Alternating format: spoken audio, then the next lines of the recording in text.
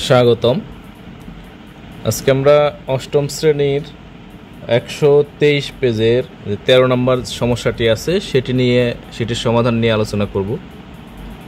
এখানে একটি আয়তক্ষেত্র বা আয়তাকার জমি ABCD এবং এটির একটি বাহু AB সমান 10 মিটার দেওয়া আছে এবং একটি কর্ণ AC সমান 16 মিটার এবং কর্ণ দুটা জি বিন্দুতে ছেদ করেছে। এসি এবং বিডি কর্ণ জি বিন্দুতে ছেদ করেছে।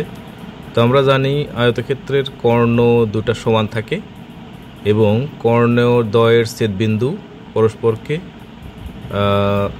সমানভাবে ভাগ করে। তাহলে এখানে এজি এবং বিজি দুটাই সমান হবে এবং এটা 16 এর অর্ধেক হবে, অর্থাৎ 16/2 8 মিটার।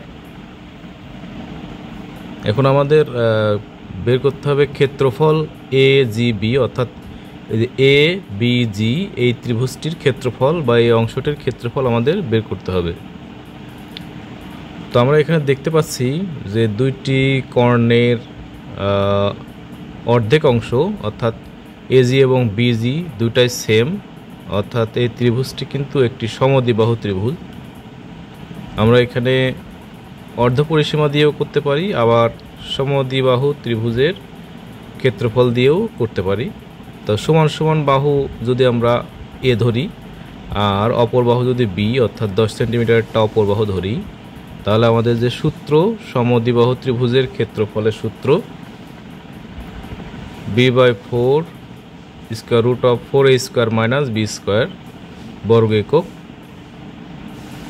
এখানে আমরা a এবং b এর মানগুলো বসিয়ে দিই। 10/4 স্কয়ার রুট অফ 4 ইন্টু 8² - 10²। তাহলে এটা কাটাকাটি করলে 5/2, 10কে স্কোয়ার করলে 100 আর এটাকে ক্যালকুলেশন করলে 256। এখন বিয়োগ করে দিই 5/2 স্কয়ার রুট অফ 156।